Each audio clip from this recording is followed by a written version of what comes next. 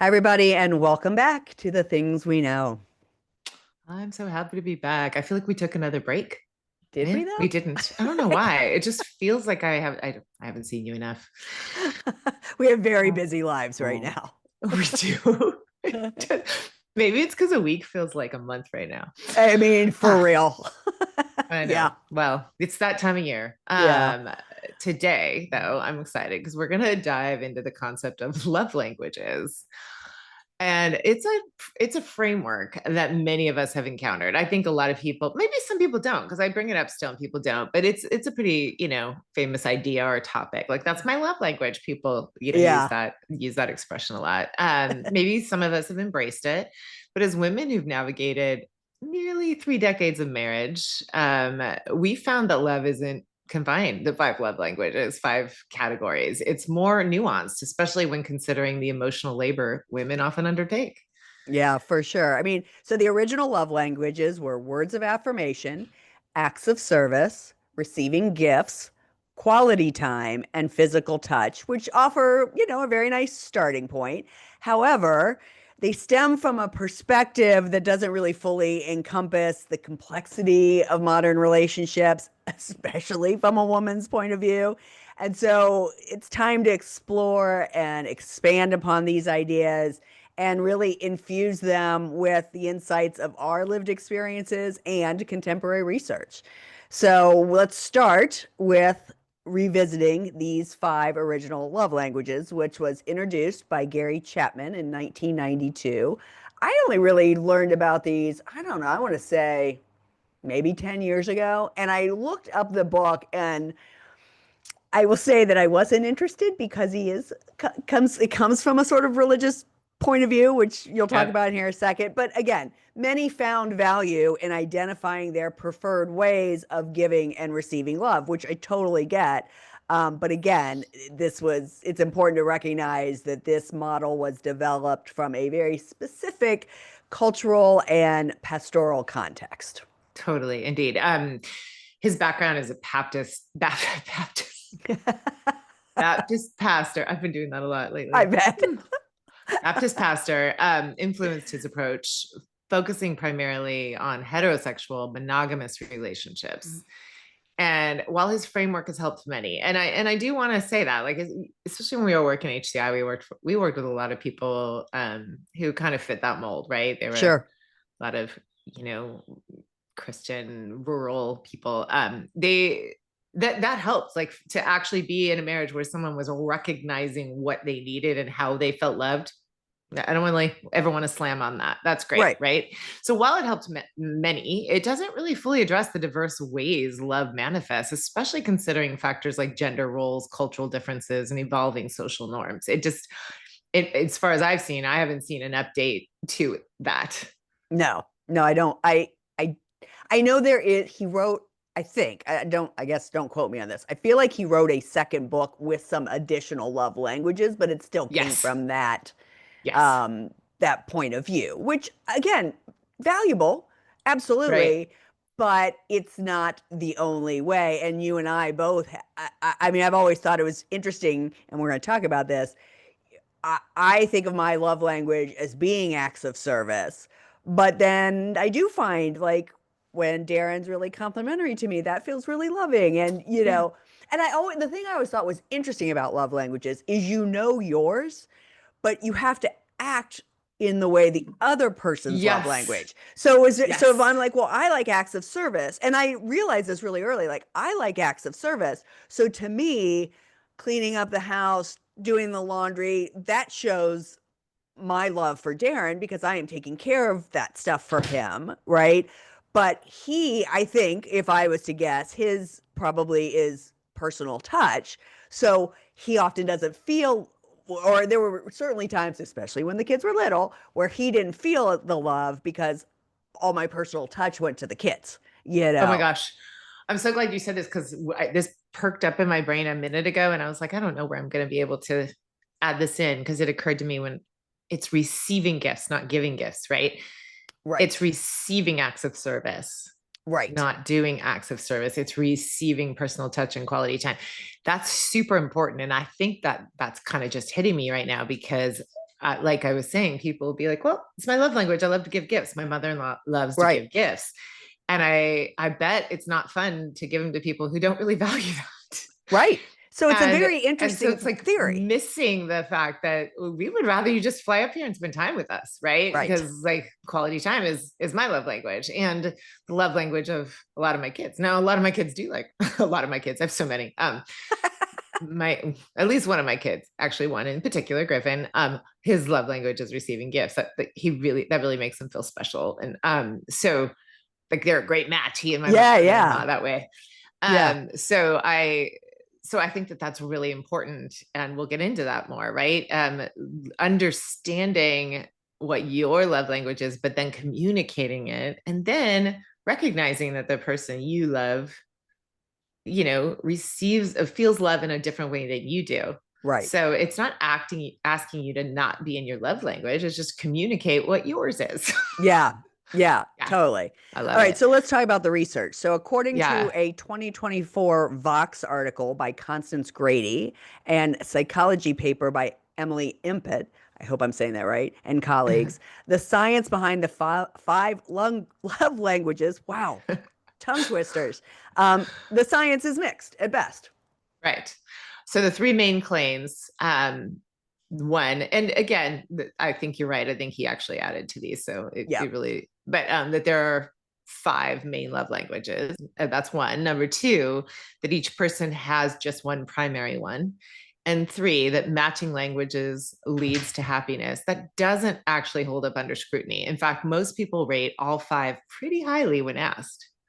I Yeah, wouldn't again, it rate was I wouldn't rate them all super high, but a lot more than one for sure. yeah, absolutely. And I think that was the thing again that was confusing to me because I was like, okay, I like to do things for other people. So that must be my love language. But then, yeah, I occasionally like a nice gift, but I'm not upset if I don't get one. So it is weird because you're right. I mean, there's you might have one primary one, but again, I think it evolves and changes with different relationships, and we'll talk about this, but different relationships, different times of your life, all of that sort of thing. Like for sure when the kids were little, I feel now like personal touch is a bigger thing for me. It absolutely wasn't again when the kids were little because I had kids climbing on me all day long. So when Darren got home, my personal love language is I'm gonna go in bed and go to sleep. That was Yeah. my love language. Yeah. Um, thoughts on That's that? hilarious. Well, yeah, I feel like what you're giving is a really cute and funny example of the fact that it can get weaponized. And Yes. and like he doesn't know my love language, or this is my love language, when really Right. it's just like about needs and Yeah. recognizing needs and And like the communicating them. I think environment that's of it. what's happening in the family. If you got small children and one person's working more, yeah, it's about communication. So Yeah, yeah. absolutely. So again, this article compares love languages to a crash diet. And you know how I feel about crash diets. Other than Yes. Charlotte's song Crash Diet, I love that. So anyway, it's like saying I only eat fruit. Real love, they argue, should be a balanced diet, right? You should have some physical touch and support and humor and affection and collaboration and gift giving. When somebody's missing something, when they're feeling like they're not having their love language met, it's actually, again, it's a cue to talk about what you need, not double down on you're not paying attention to my love language, but Right. opening up the That's like lines of communication. a wall. You don't have the password, Right. you know, Yeah. that you shall not enter. Um, the critique isn't that it's useless, it's that it Right. can be limiting if you treat it like gospel. So I like what Constant Grady writes, like love languages can be too inflexible to be practical, like you're saying, Mm, right? So, or worse, they can reinforce outdated gender norms, especially when women are expected to adapt to their love language to meet someone else's or to adapt their own, right? And yeah. often at the cost of their own. And I think that that's where we're getting tricky and granular here, but we're trying to make it simple, is that there is a sense when you're in a mutually, healthy relationship that you understand what's going to help the other person feel loved and safe. But we're also saying, like, don't abandon your own, know your own, ask for what you Right. need. Yeah. Right. Yeah, for sure. And again, it's striking me that it reminds me, and we've talked about this before, like there's a part here that reminds me of the four agreements. The Yeah. fourth one being, Yeah. I agree to do my best. Like my love language and my ability to meet Darren's love language, I keep harping on this, but when the kids were little is a lot different than it is now. I feel like I have the bandwidth to do it now in a way I didn't have the bandwidth when I was working and the kids were little and Darren was working all day, you know? And yet I understand why he would want to come home from work and have time with me, you know? But I was Mhm. like, dude, I gotta get to Yeah. sleep, you know? Um, I think this is interesting too. There is a case in the original book, which again, I didn't read because I kind of was like, oh yeah, no, that's probably not for me. But Chapman tells a woman to initiate sex twice a week to save a marriage with her emotionally abusive husband. Hard fucking pass. Hard pass. And that's not just a fringe example. It reflects the book's original lens, which was white, conservative, Christian, and very heteronormative. Mm, Yeah. Yeah. yeah.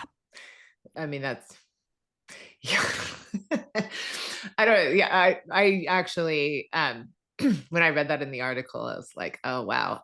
Yeah. I would venture a guess that that was lost. People missed that when they were Yeah. just trying to see this as tools. And I'm not saying that as an excuse or a you know, an explanation. I'm just guessing that like and that is not that abnormal than the way a lot of people our age were raised. And you know, you hear that a lot, that counselors and Yeah. pastors, but even counselors are telling people, have you tried initiating more, have you tried, you know, instead of getting to the Hmm. root problem. It is so interesting asking somebody to perform for somebody else to make But the things better for interesting both. thing, what strikes me here is the very first Abraham Hicks book I ever read was, oh shoot, now I can't remember that. It wasn't The Laws of Attraction, but it was something about relationships. And I remember when they talked about a partner relationship, right? Like a romantic relationship. You know, the laws of attraction, as we've talked about before, is what you pay attention to, you get more of. So in the Abraham Hicks book, it was sort of like, okay, so if you're in a relationship and you're struggling, if you're always focusing on what you don't like about your partner, that's all you're going to see. And I remember reading this very tentatively, and then it said something along the lines of, but when you're in an abusive relationship, all bets are off. Like, just Abraham Hicks didn't say get the fuck out because they don't speak that way, but that was it. And I was like, phew, because I thought, okay, I get it. Yes, if Darren and I are frustrated with each other and I'm only looking at the things that's frustrating me about him, I'm only going to see those. But all bets are off when you're in an abusive relationship. I 100% agree. Yeah. um so again, if we want to be balanced, I would say one could thank the framework for getting people to talk about love and consider how you want your partner to feel loved, and consider that it might be different than the way you feel loved. But we're evolving the conversation, because hopefully the the ethos, like the world has learned a lot more since 1992. It's a weird conversation to have right now though, because there's I such was reversion thinking out the there. So same thing. this whole thing's weird. It's like, yeah, Yeah. there's been evolution and there's been reversion, which is why we Yeah. need to call this shit out. So Yeah. yeah. Yeah. No, I was just thinking the same thing. I was like, have we evolved though? And So let's we go have. more into what is missing, right? Yeah. Yeah. So let's add to the list, right? We just said, again, Gary Chapman has added to it. We don't have that information in front of us, but let's talk about it for us. If we're evolving love languages from a more honest, female formed lens, what else belongs? Okay, here's a huge one. And I I just don't think we talk about this enough, even though we've touched on it a lot. Like we could do a whole series on this, is the mental load relief. The mental load, if you're Mm. not familiar with that term, this must be your first time listening to us. No, I'm kidding. Is, all the things that, even in the most democratically, divided jobs, like the most evolved couples, there is something about the female brain, right? And the mental load of it being the parent, even if you're working just as much outside the house, who's thinking about all the things, and it's not always the woman. It's usually the more feminine in the group, like the one who has the more, kind of Feminine energy.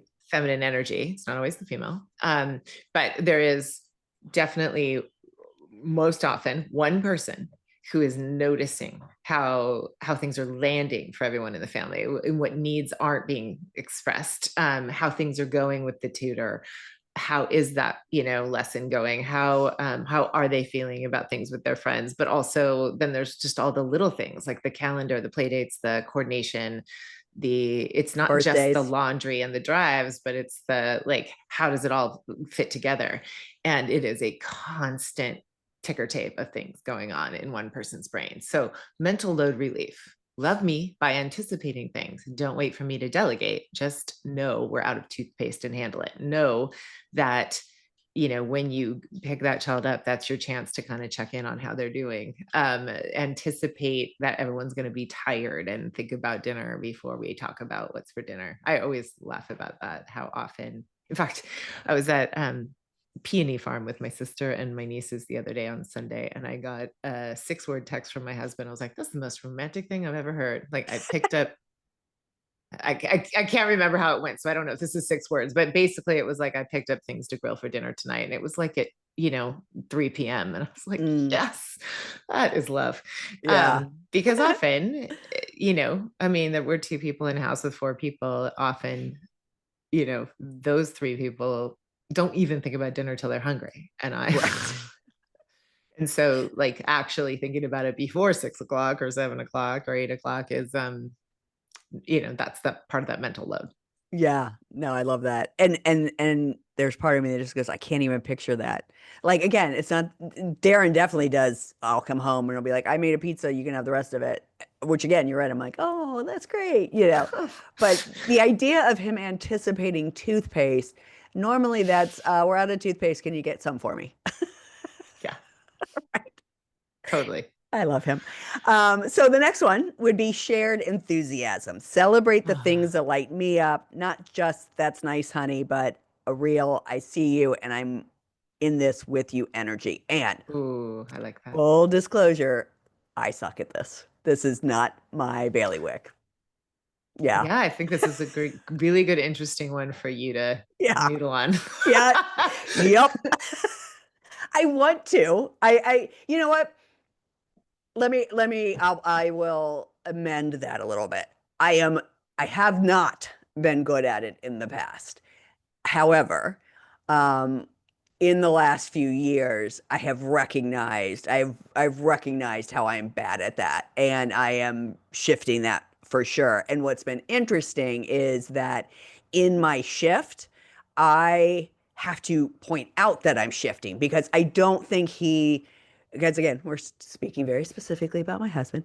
I don't think like he's had a really interesting project going on for the last 4 years. And while I have found it interesting, I have not always loved it. And and yet I have come around to it in the last year, 18 months. But I don't think he believes me because I spent the first 2 years of it being like all the time. Right. And so even though I have come around, authentically come around, I don't know that he totally believes me because I was not enthusiastic about it out of the get-go, right? So Yeah. I think that's the other thing is when you learn to shift into the other person's love language, if you've done some damage, and it's not irreparable damage for sure, but if you've done some damage, you might have to do a little extra work on that love language. That is interesting. I think I'm really naturally great at that with friends, and I could work on that as a mom and a wife for sure. Mm, Um, yeah, it's not that I don't light up over things my kids are excited about. I think I too quickly start thinking logistics and cost or something. I'm like, right. okay, that's Well, great. there's the What do mental we need to load. do for that? Yeah, exactly. My mental load kicks in. Yeah. Um, yeah, that's interesting. I have to think about that. I could be better at that too. Well, that's the thing, right? We could all be better at these love languages. That's kind of why we're bringing this forward. Is it's again, so many of us understand what they are, but are we good at them? And are we working to be good at them? so that our marriage or our relationships, friends, family, partner, romantic relationships are as good as they can be. Yeah.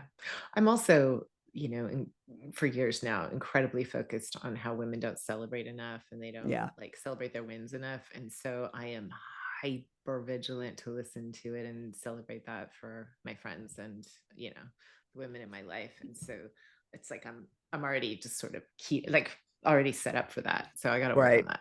Right. Okay. Also, another one, alone time without guilt. That's a love language. Mm, yeah.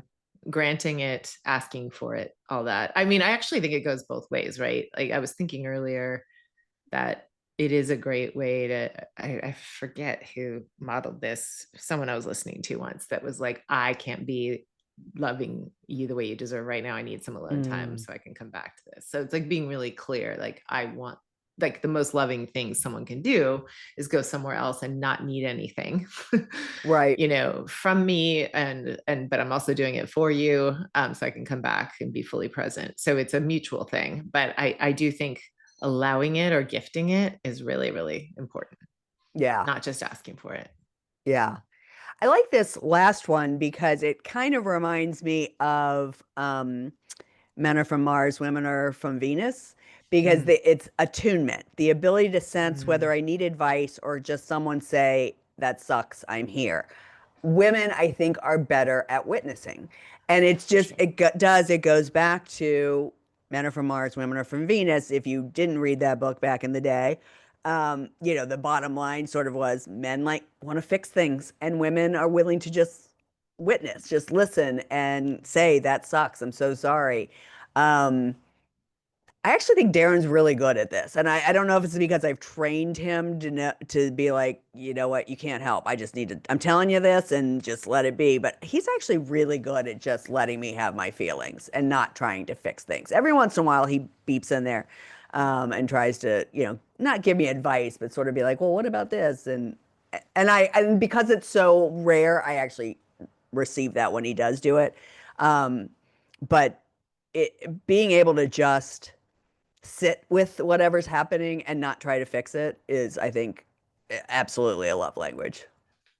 Yeah, I really like attunement because it really connotes the idea of being in your own body well enough to be in tune with someone else's. Like you really Mm, can't attune. You're either pleasing or, like you can mirror a little bit. That is a skill, but attunement goes deeper, right? Where it's like if I'm in a good place, I can sense what you need better. I yeah, oh, like that's a that good a point. lot.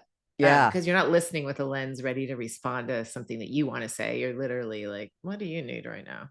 Um, Yeah.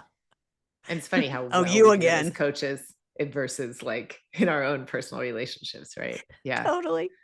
I do want to add this funny one, but snack-based affection.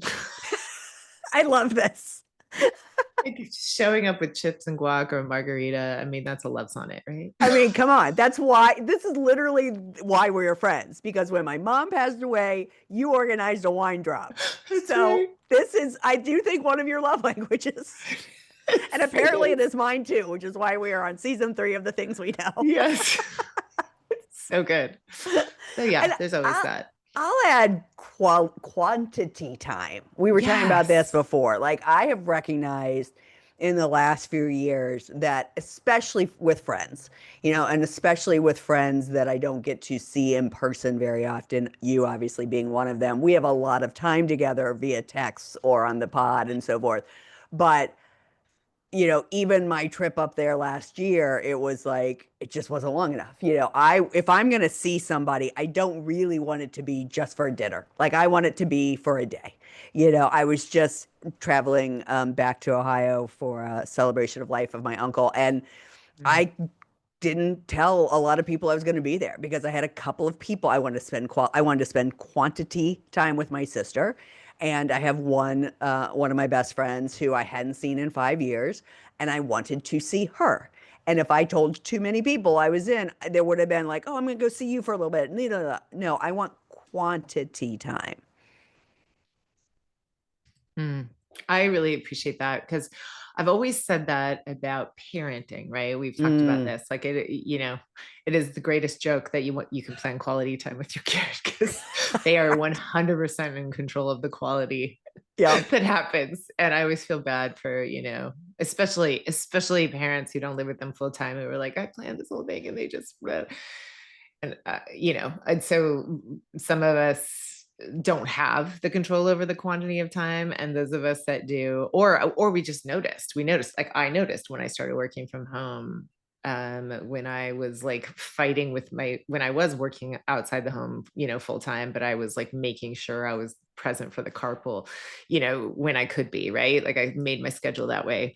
All those things showed me that the amount of time I'm around allowed for more windows for quality of time. Right. And so quantity it means a lot, especially to children with parents, but it means a lot to friends. It means a lot to Yeah. me in a romantic relationship. Like the time isn't just quality because you can't really control that, but the quantity, just being there. So Well, great. the longer you have time together, the more likely there will be some quality in there. But if True. it, like you said, if it's like, oh, I planned this event, and then your kid's in a pissed off mood, or you're in a bad mood, or all of a sudden the quality falls apart. But if you have a lot of, if you have a vacation, there's going to be some Yeah. quality in there just because there is the quantity. This is like so off topic, but this is reminding me of a conversation Miles and I have had recently about it.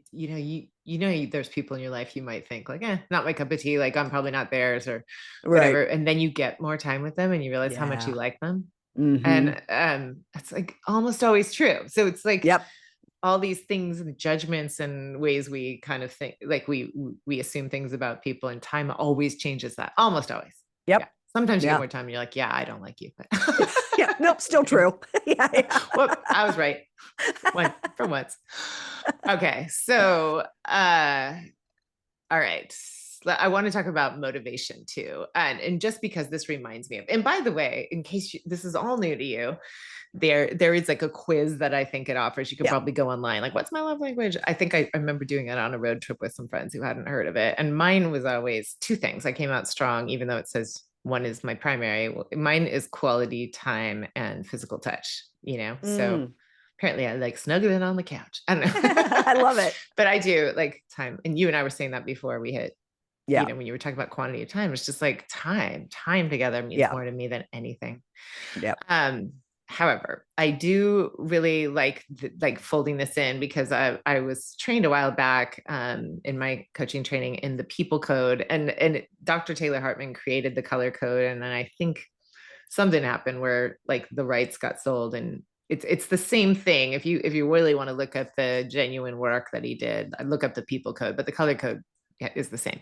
So basically it helped me go deeper. And I love these kind of things because so many things like that measure personality traits, like the Myers-Briggs and Yeah. Enneagram, like all these things, they give you so much great insight. But what's unique about the color code / people code to me is it measures your core motivation, which you've had since birth, right? And it's Mm. just it's a pretty granular test. It takes a while, but I've never experienced anyone disagree with it. They're like, wow, that really helps me. And there's quadrants, right? So there's like red and blue tend to be leaders.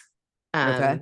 They like to tell people what to do. And so they're on top, but red is not emotional, logical, and blue is emotional. Red's Okay. core motivation is power. Okay. Blue's core motivation is connection. And on the surface, Mm. that's one sounds more positive than the other. And there's strengths and weaknesses, challenges to both. On the bottom quadrant is they don't want to be told what to do. They don't want to be in charge. They don't want to be told what to do. White, which is like on the left side, which is the logical, their core motivation is peace, and yellow's Mm. core motivation is fun.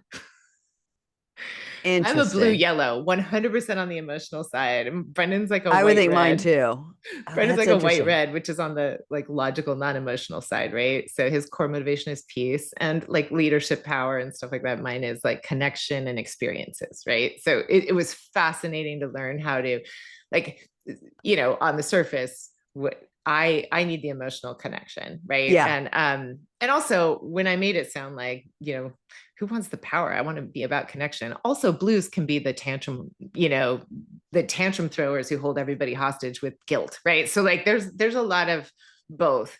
Um, what I But I love also about think it, it's interesting because we're going to do an episode later in the year based on the power code, right, and that being the difference between power over versus power for or power to help.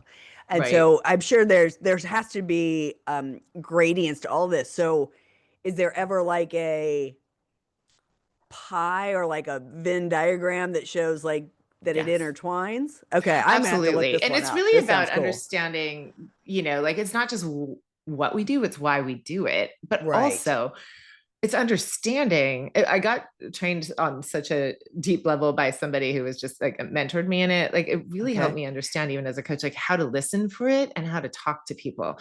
Because if you're, if your core motivation, if you're a yellow, for instance, and like you're really about, you don't say, what are you thinking? You might say that to like a white, right? You might Mm-hmm. say to the yellow, what are you experiencing?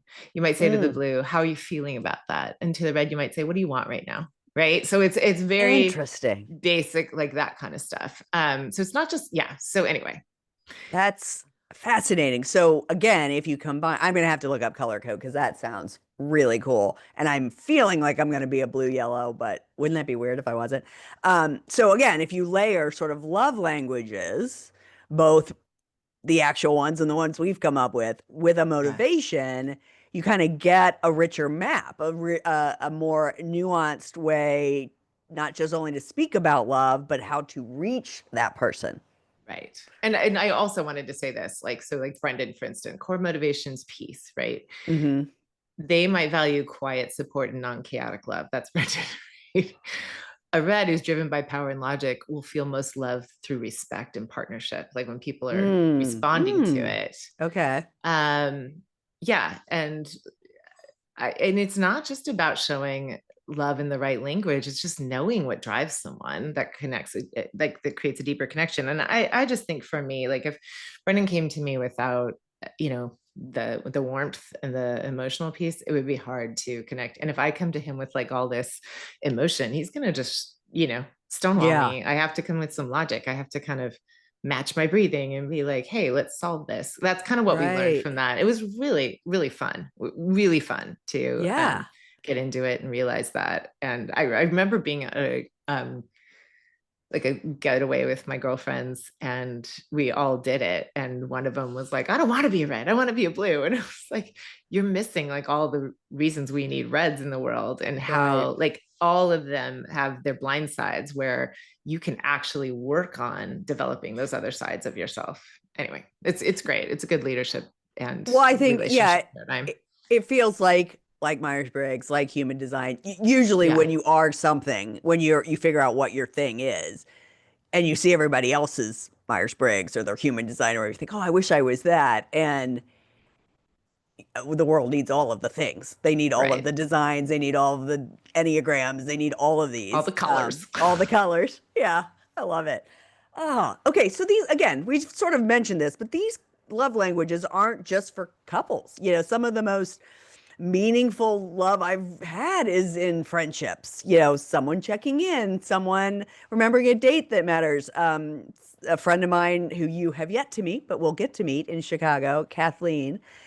She was so great, especially the first couple of years after my mom passed. I would get a card around the Mm. date of my mom's passing, just saying she was thinking about me. Oh, Um, yeah, so remembering those dates that matter, or again, just holding space when things are hard.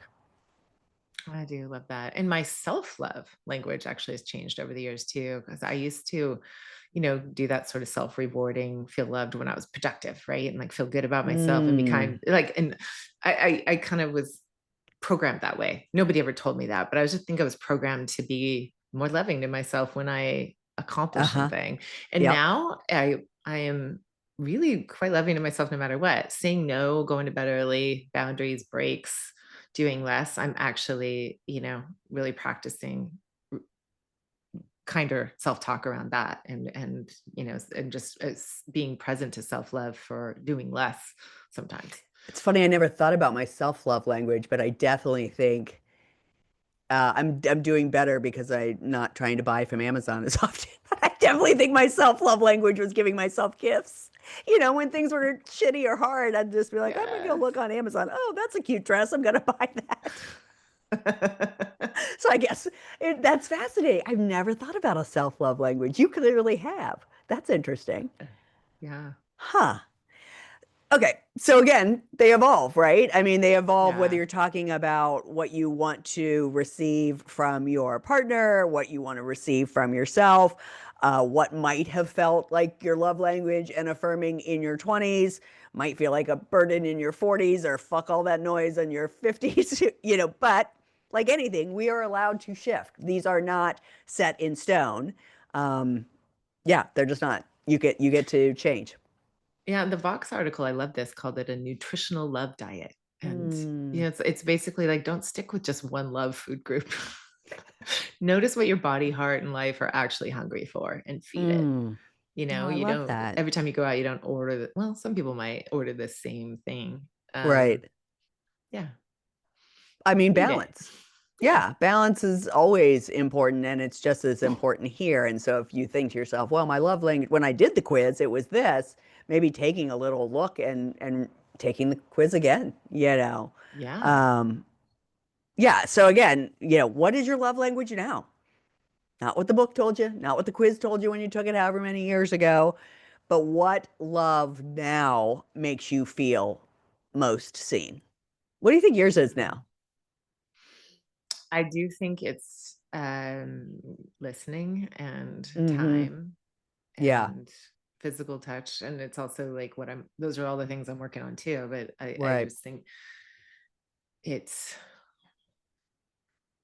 and probably that mental load, Yeah, that shared mental load, probably those things are super important. And that's really reflective of it's not just my time in life that I'm talking about, like having kids, like empty nesting, because I'm not empty nesting. It has a lot right. to do with like shared caregiving and you know being really present to the good times that we can have, and being really gentle and kind during the hard times. Mm. That one might actually be mine, just being present and trying to just really acknowledge when things are going well and not wait for the other shoe to drop. One thing we didn't mention in here, but I feel like is you guys are so good at, and something I just long for, and we don't have enough of, but we try to be better at it, is playfulness and spontaneity. Yeah, we are good at Yeah. that. Yeah. Yeah. And Our, I think our credit celebration is cards a don't love love language. that, but Yeah. yeah. I think celebration is a love language. I was just Yeah. celebrating that about Peter, right? Like I think that it's a great way to celebrate your gratitude and your time, whatever the time is that you're marking. That's a Yeah. good one. Yeah, no, I love that. So again, I guess the invitation for this is how do you feel seen as you sit here today? What is your love Right. language now? And are you getting it from others and from yourself? And if you're not getting it from others, are you modeling it to yourself? Yeah. Right. And are you expressing it in a way that's aligned with your values and your motivation, not just your conditioning? Conditioning is such a big thing that we sort of touched on without calling it that. Here we Yeah. probably, we know this in our training. Like we model all of the ways we love ourselves and love others from the way we were loved, right? So there's some of that we're undoing to create our own. So yeah, I think these are all like fun things to play with and be aware of. Yeah, for sure. So we would love for you to tell us your love language and even more so your made up love language. So you can put it if you're watching this on YouTube or on Spotify, you can put it in the comments. You can certainly comment on any of our social media posts. Maybe it's don't ask me a question until I've had coffee. I think that might be one of your love languages. I don't drink coffee, so Well, I think that no matter how late he's running, the fact that I get, you get the coffee handed every coffee day. before he leaves is Yeah, that's that's that's love definitely. letter. I think mine would be like you cancel the plans before I have to.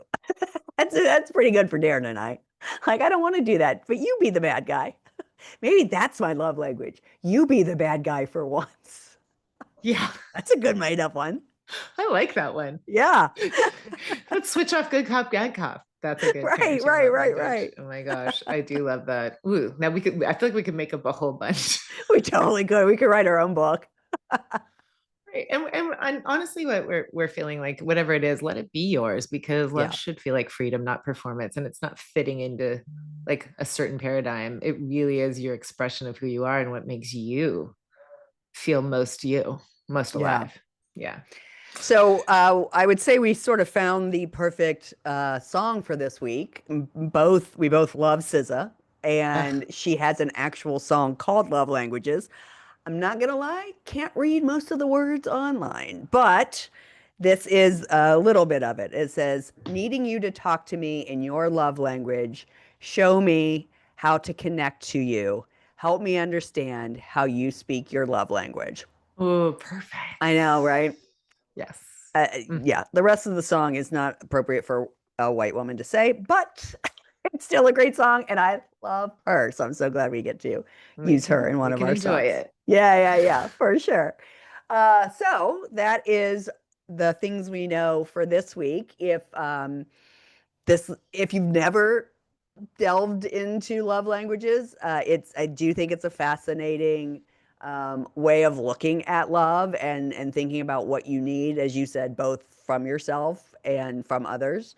Mhm. And it certainly could be something that you could share with other people if you are trying to hint to them that they should figure out your love language. Well, I just saw your note that I keep getting quiet, so hopefully you could hear me this time.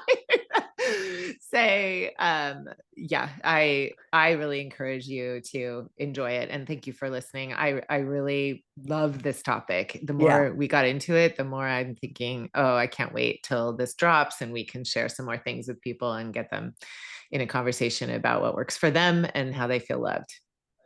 And don't forget, if you haven't already signed up for our masterclass, Unstuck and Unstoppable, you can go onto our website, thethingsweknowpodcast.com, and sign up for our mailing list. We just send a few things out, and then so we don't overwhelm you with emails, but you will get this really cool masterclass. So please join us over there. Thanks everyone Excellent. for listening. Bye.